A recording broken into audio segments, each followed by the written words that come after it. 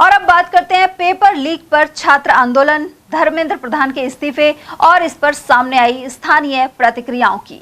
दिल्ली में जंतर मंतर पर चल रहे आंदोलन के बीच केंद्रीय शिक्षा मंत्री धर्मेंद्र प्रधान ने अपने पद से इस्तीफा दे दिया है। वहीं कांग्रेस ने इसे लेकर प्रतिक्रिया दी है।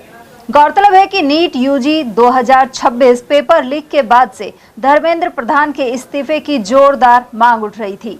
पर्यावरण कार्यकर्ता सोनम वांगचुक इसी मुद्दे को लेकर 26 दिनों तक भूख हड़ताल पर बैठे थे। हालांकि उन्होंने अब भूख हड़ताल खत्म कर दी है। इसके अलावा लोकसभा में नेता प्रतिपक्ष राहुल गांधी भी लगातार शिक्षा मंत्री धर्मेंद्र प्रधान के इस्तीफे की मांग कर रहे थे। इसे लेकर अलवर में भी पुतला दहन और प्रदर्शन हुए थे।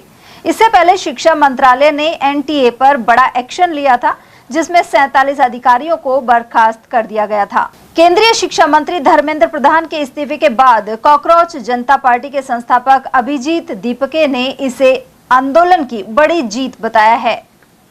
उधर जिला कांग्रेस कमेटी के अध्यक्ष प्रकाश गंगावत ने कहा है कि प्रधानमंत्री को पहले ही शिक्षा मंत्री को हटा देना चाहिए था और इसमें काफी देर की गई है। उन्होंने कहा कि पेपर लीक और नकल रोकना एवं युवाओं को रोजगार देना केंद्र सरकार की जिम्मेदारी है। इसके अलावा जंतर मंतर पर युवाओं के साथ अत्याचार और युवतियों के साथ दुर्व्यवहार किया गया। गंगावत के अनुसार कांग्रेस पार्टी हमेशा युवाओं के साथ है।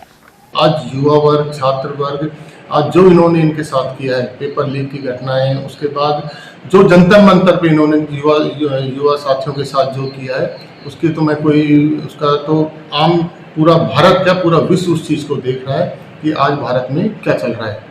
छात्रों के पास कभी कहते हैं कि हम आपकी मांगों को मान रहे हैं, कभी हम ये कर रहे हैं, वो कर रहे हैं। कहीं ना कहीं इनकी गलती तो है। अगर गलती नहीं होती तो क्या इस तरह मोदी जी 12 बजे आके मीडिया को संबोधित करते क्या? तो गलती तो है इनकी। अब ये तो उनको जबरदस्ती का एक वो करने की माहौल बनाने की कोशिश कर रहे हैं कि साहब इसमें कुछ बच्चे हैं जो एक तरीके से यूनिवर्सिटी के हैं, बाहर के कुछ ऐसे इस तरह के बच्चे हैं जो कि कहते हैं ना कि स्टूडेंट ना होके वो एक अलग फील्ड के हैं।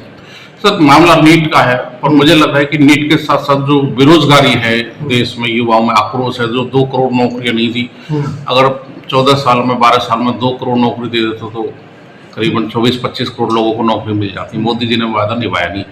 देश में बेरोजगारी बहुत ज़्यादा है, तो कहीं की नौकरी नहीं मिलने का दर्द युवाओं में है, वो तो फुट के नहीं आ रहा सामने। नहीं, दर्द तो है, क्यों दर्द नहीं है। आज से 14 साल पहले जब मोदी जी आए थे तो उन्होंने बड़ी बड़ी घोषणाएं करी थी। बड़ी बड़ी घोषणाएं जनता को गुमराह किया था कि हम 15 लाख हर के खाते में देंगे, किसानों को एक अलग वो दिया था, किसान को सक्षम बनाएंगे, किसान की जो खाद्यान्न की जो रेट है उसकी रेट हम बढ़ाएंगे। मतलब हर तरीके से उन्होंने कि डीजल पेट्रोल के रेट कम करेंगे। मतलब हर तरीके से इन्होंने जनता को एक तरीके से उनकी भावनाओं के साथ इन्होंने खेला है। और आज 14 साल के बाद इन्होंने ऐसा कुछ नहीं किया है, उल्टा जनता को परेशान किया है। जनता पे इस तरह के टैक्स थोपे हैं जो कि जनता बड़ी इस समय परेशान है। उधर जिला कांग्रेस कमेटी बुद्धिजीवी प्रकोष्ठ के अध्यक्ष डॉक्टर हुकम सिंह ने कहा है कि केंद्र सरकार युवाओं की समस्याओं का समाधान करने में विफल साबित हुई। यही कारण है कि देश के युवाओं ने आक्रोशित होकर आंदोलन किया। उन्होंने कहा कि अब प्रधानमंत्री पेपर लीक पर फास्ट ट्रैक के गठन की बात कह रहे हैं, लेकिन यह कदम पहले ही उठाना चाहिए था। उन्होंने आरोप लगाया कि पेपर लीक मामले में लगातार उपेक्षा के कारण ही युवाओं में आक्रोश पैदा हुआ। डॉक्टर हुकम सिंह के अनुसार विभिन्न वर्गों के विकास और उनकी समस्याओं पर ध्यान नहीं देने के कारण ही बार बार आंदोलन हो रहे हैं। अभी तो मैं सर कह रहा था, बिल्कुल क्या वर्षा जब कृषि सुखाने, ये आप खुद कह रहे हैं 12 साल हो गए इनको शासन करते, तो 12 साल में 152 पेपर लीक हो गए। आज फास्ट ट्रैक याद आया इनको। यानी कि वो कहते हैं ना, जब तक बच्चा रोता नहीं है तब तक माँ भी उसको दूध नहीं पिलाती।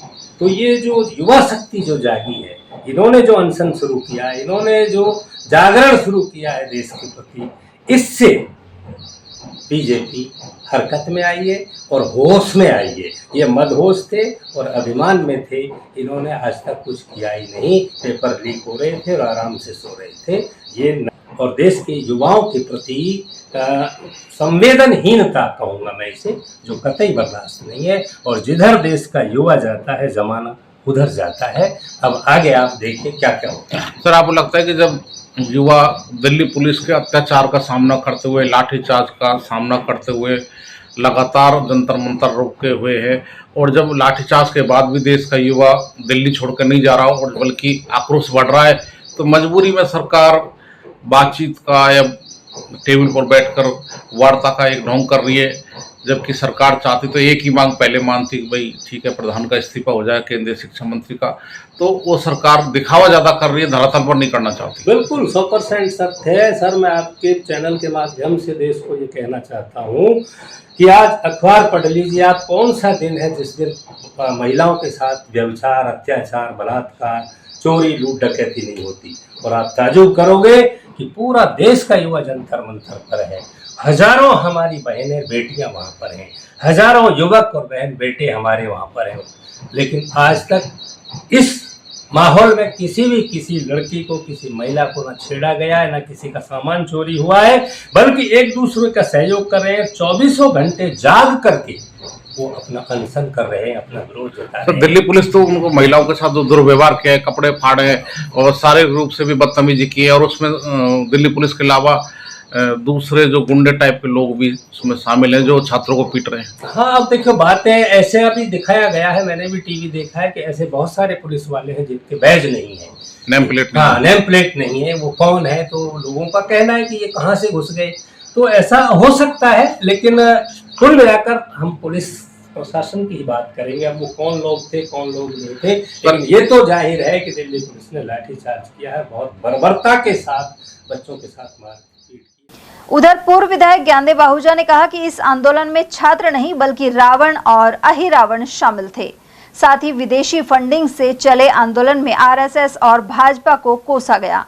आहूजा के अनुसार पेपर लीक मामले में शिक्षा मंत्री धर्मेंद्र प्रधान का कोई दोष नहीं था और जो दोषी कर्मचारी हैं उनके खिलाफ कार्रवाई की गई है।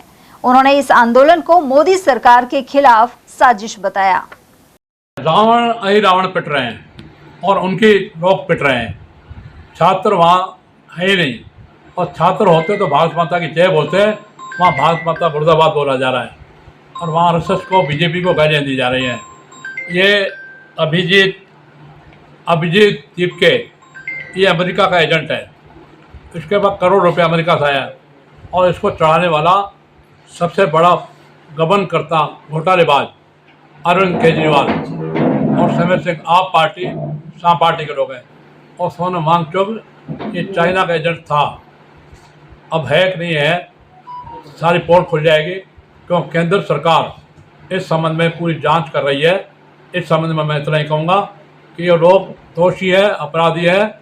तपस्वी मोदी जी को, चरित्रवान मोदी जी को और राजनीति में आदर्श माननीय मोदी जी के खिलाफत कर रहे हैं, और धर्मेंद्र प्रधान की खिलाफत इसलिए कर रहे हैं कि भाई धर्मेंद्र प्रधान भाई मंत्री ने अकबर को महान लिखा।